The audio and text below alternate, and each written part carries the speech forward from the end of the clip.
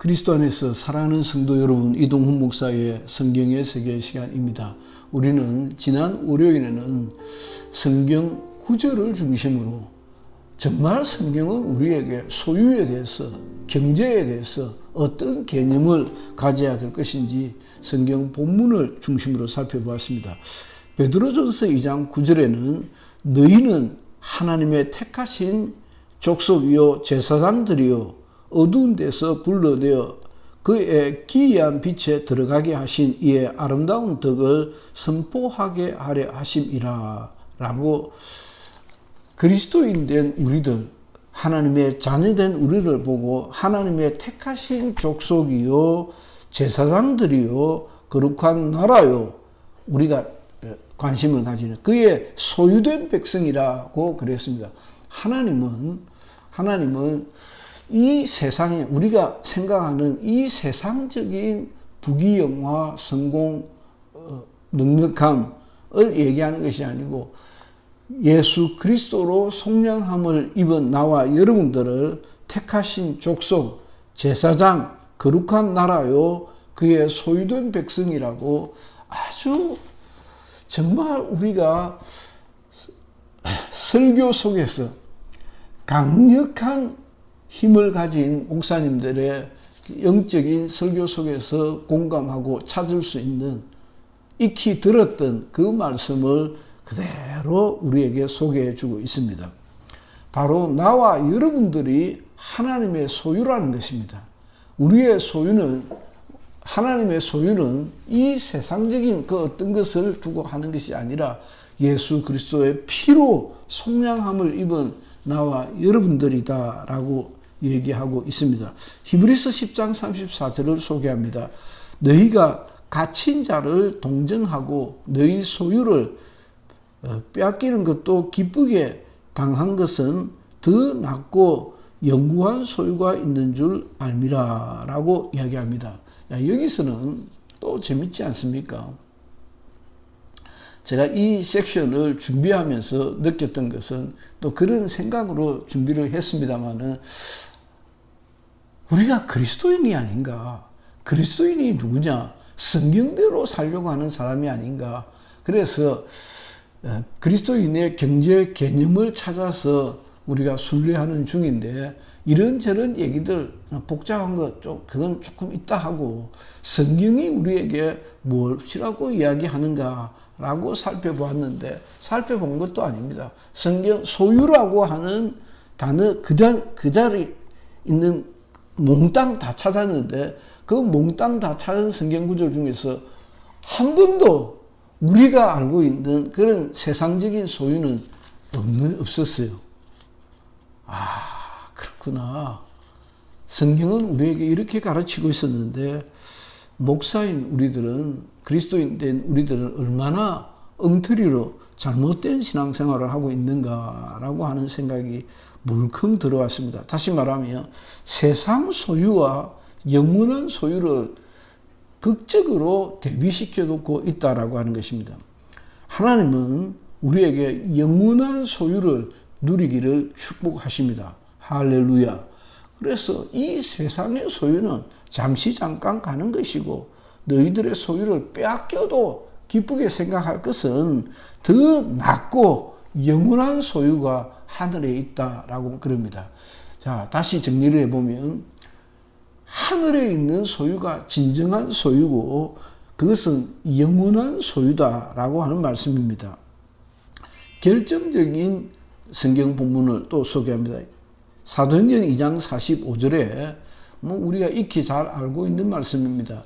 최초 성령의 충만함을 받은 성도들이 모든 재산과 소유를 다 팔아 각 사람의 필요를 따라 나눠주고 그랬습니다.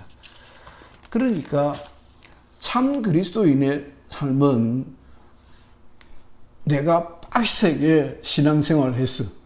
빡세게 하나님의 관심을 끌었어. 헌금 많이 해가지고 돈 많이 벌고 세상에서 성공하는 것을 격려하고 권장하고 축복이라고 여기지 않고 이 재산과 소유를 다 팔아서 각 사람의 필요를 따라 나누어 쓸 수 있는 공동의 삶을, 공유의 삶을 권장하고 있다라고 하는 것입니다. 그러니까 오늘의 교회들이 얼마나 꽃배기로 우리가 엉터리 신앙생활을 하고 있는가라고 하는 것을 반추해 볼 수 있지 않는가 싶습니다. 소유를 진짜로 다 팔아서 이것은 한국교회를 직격탄을 날리는 말씀 같습니다. 우리가 사도행전 5장 1절 이후에 보면 사도행전의 반전이라고 할 수 있는 부분이 사도행전 5장 1절 이하입니다. 무엇입니까? 아나니아와 삽비라의 경우입니다. 아나니아와 삽비라가 굉장한 열심쟁이였습니다. 굉장한 열심쟁이였기 때문에 우리 이게 다 처분하고 주님께 가자라고 의논을 했는데 그 어느 사이에 제가 오늘도 성령의 충만함에 대해서 살짝 비추었습니다만은 우리가 한때 성령으로 굉장히 충만했습니다. 신앙생활 제대로 하는 사람들이 성령을 받기까지는, 성령을 받았을 때는 정말 충만했습니다. 그런데 그 충만이 어느새 바지 주머니에 빵꾸가 났든지, 도적이 들었든지, 누가 훔쳐갔든지, 아니면 줄줄 흘리고 다닌 것입니다. 성령 충만을 빼앗길 수밖에 없었던 어떤 지경에 놓였다라고 생각합니다. 한국 교회가 주님으로부터 직격탄을 맞고 있는 것입니다. 그러니까 교회가 성전을 건축하고 교육관을 확장하고 또 시설을 갖추고 또 선교하고 뭐하고 한다 하지만은 사도행전 17장 5절에는 이 세상에서는 발붙일 만한 땅도 유업으로 주지 아니하시고 다만 그 땅을 아직 자식도 없는 아담과 아브라함과 그의 후손에게 소유로 주시겠다고 약속을 하셨습니다. 그러니까 우리의 소망은 적어도 이 세상 사람들이 생각하는 그와 같은 세상 부귀와 영화는 아니다라고 하는 것입니다. 아마 불신자들이 오늘과 같은, 지난 월요일과 같은 그런 메시지를 들으면 역시 예수 믿는 사람들은 다르구나 생각할 테고, 또 한편으로는 교회에서는 저렇게 바르게 가르치는데 아무개 집사는 그건 집사라는 게, 그건 장로라고 하는 게 영 아니네 라고 하는 경우도 많이 있지 않을까라고 생각이 듭니다. 우리가 결론적으로 좀 생각해 보면 소유에 대해서 첫째, 성경에 가르치면 명약관하다는 것입니다. 무소유를 권장하고 격려하고 축복을 약속하고 계십니다. 두 번째는 가지고 있는 모든 것을 비록 가난할지라도 다 팔아 처분해서, 세 번째, 형제 자매와 공유하는 삶을 살아라고 합니다. 네 번째, 그리하면 하늘에서 우리에게 보화가 있을 것이라고 말씀하고 계십니다. 아마도 지금 경청하고 계시는 여러분들께서도 아마 마음이 공감이 되고 따뜻해지고 뜨거워지지 않을까, 저는 그런 생각이 듭니다. 큰 두 번째는 우리의 소망은 이 세상에 있지 않다라고 하는 것입니다. 저는 베레아가 당하는 그 고난의 연속에서 큰 교회로, 초대형 교회로 성장할 수 있는 기회를 놓쳤습니다. 제가 부족했었겠지요. 제가 부족했고 또 시대적 상황이 그러지 아니해서 정말 대형 교회로 성장할 수 있는 그런 찬스를 놓쳤다라고 생각이 듭니다. 그래도 좋습니다. 초대형 교회 아니라 대형 교회, 중형 교회가 아니어도 좋은 것은 하늘에서 하나님이 우리에게 위로하실 것이라고 보상을 약속하고 계시다는 것입니다. 큰 세 번째는 더 중요한 것인데, 교회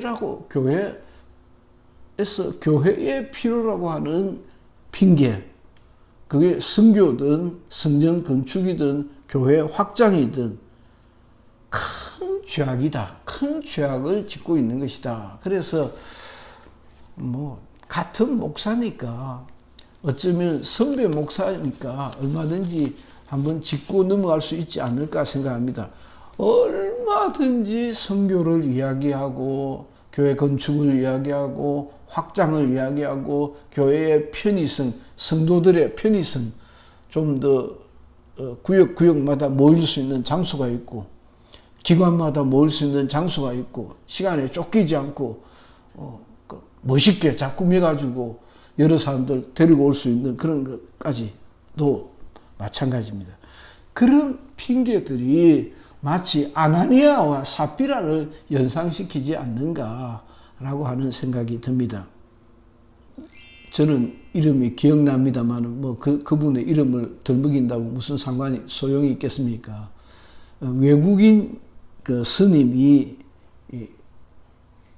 요즘에 아주 그분이 청빈한 삶을 산다고 해가지고 법정 스님만이 아니고 그분도 굉장히 센세이션하고 책도 많이 팔고 그랬는데 그분이 욕을 많이 얻어먹어요.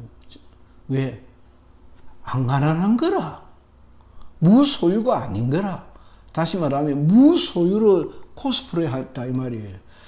무소유를 코스프레 한 것은 개신교 목사들이 더합니다. 개신교 목사들이 더해요. 그래서 마치 가난한 것처럼, 마치 자기는 어렵게 사는 것처럼, 마치 자기는 없이 사는 것처럼, 그래서 한국교회, 대형교회, 엉터리 가짜 사기꾼, 나눔, 선교, 무소유 코스프레 하지 말아야 한다 라고 하는 말씀을 꼭 귀에 담을 수 있도록, 만판에 새길 수 있도록 말씀을 드리고자 합니다. 따라서 하늘에 속한 하늘의 보화를 생각하는 소망을 가지고 하늘의 소망이 참 우리의 소망이다. 할렐루야. 아멘. 그렇지 않습니까? 그것 믿고 살아왔지 않습니까? 그것을 바라고 전했고 그것을 믿고 의지했지 않습니까? 저는 그와 같은 삶이었다고 생각을 합니다.